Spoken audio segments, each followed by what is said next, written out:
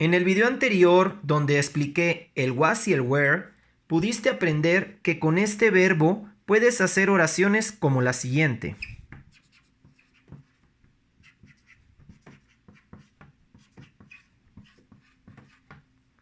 I was in my house. Yo estaba en mi casa o yo estuve en mi casa. Donde was es el pasado de ser y estar. El día de hoy ampliaremos más sus usos, pues sabemos que también podemos hacer oraciones más complejas en el pasado, donde también digamos el verbo ser y estar. Veamos un ejemplo. La oración ahora es I was studying in my house. Yo estaba estudiando en mi casa. Si te das cuenta, dejé la misma oración de la frase anterior y adrede en color rojo está la palabra que se está agregando. ¿Cuál palabra es? Es el verbo estudiar. Sin embargo, tiene una característica en particular, pues sabemos que el verbo estudiar en inglés es study. Entonces, ¿por qué la palabra está más larga de lo normal? ¿Qué es lo que tiene de más? Para ser más exactos, tiene una I, una N y una G. ING es la terminación que le pondremos a cualquier verbo para poder colocarlo en gerundio. ¿Qué es el gerundio? El gerundio no es más que una modalidad de los verbos en las cuales podemos hacer que el verbo tenga una terminación diferente.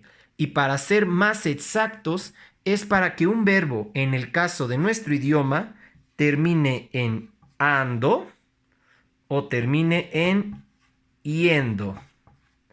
En este caso, al decir estudiar, study, agregarle el ing, studying, estamos diciendo estudiando.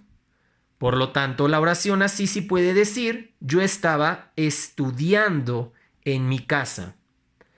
Si la oración no tuviera el ing, no habría manera de poder considerarla correcta, porque estaría diciendo, yo estaba estudiar en mi casa. Y pues sabemos que no tiene la pronunciación adecuada para poderse entender. Por lo tanto, cada vez que tú vayas a hacer una oración con was o con were y requieras usar un verbo más, como en este caso el verbo estudiar, siempre tendrás que ponerle al final ing. Y con eso estará correcta tanto en español como en inglés el momento de poder hacer la traducción. Yo estaba estudiando. Vamos a ver más ejemplos. El verbo comer en inglés es eat. Por lo tanto, aquí solo dice comer. Y está listo para ser conjugado. Pero si yo quiero decir comiendo, es decir, poner el verbo en gerundio agregando la terminación yendo, tendré entonces que justamente agregar ese mismo final que vimos en el anterior. Entonces, eating es para decir comiendo. Uno más. El verbo trabajar en inglés se escribe work. Entonces, para pasarlo a gerundio, en nuestro idioma diría trabajando. La terminación que le corresponde a work es ando. Y por lo tanto, en inglés haré exactamente lo mismo. Agregarle ing a mi verbo. Por lo tanto, working es trabajando. Usemos estas dos estas dos palabras ahora en oraciones. Aquí las tengo en español. Sé que van a llevar was o were porque dicen estaba, es decir, el verbo ser y estar en pasado. Y sé que voy a tener que usar el ing, el gerundio, porque el verbo comer termina en yendo, comiendo, y el verbo trabajar termina en ando, trabajando. Entonces, manos a la obra. Ellos, mi pronombre, they. Para they tendré que recordar si le corresponde was o were. Recuerda que ese contenido lo viste la semana pasada. En este caso, para they le corresponde were. El verbo comer, eat, pero con ing para que diga comiendo. Eating. Y bueno, mi complemento, que en este caso es un helado. An ice cream. Ellos estaban comiendo un helado. They were eating an ice cream. Ahora tenemos a Ana, que no se traduce. Ana es ella, porque es una mujer, y ella es she. Debo recordar que para she, ¿qué le corresponde? Was o were.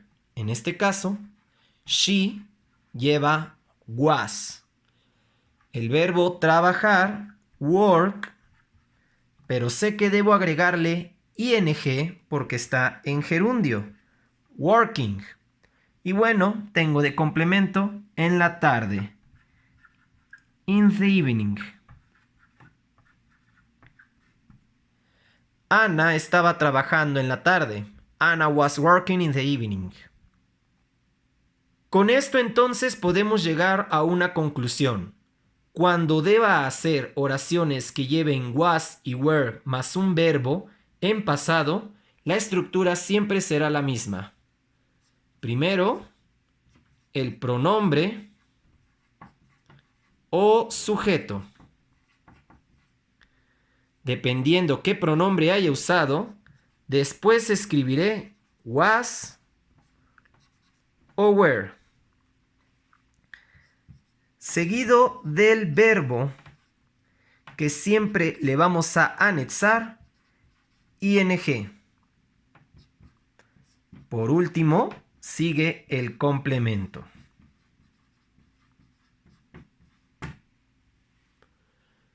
Con esta fórmula sabrás poder hacer cualquier oración de acciones en pasado que lleven el verbo ser y estar. Es momento de que pongas a práctica estos conocimientos con las actividades que realizarás el día de hoy.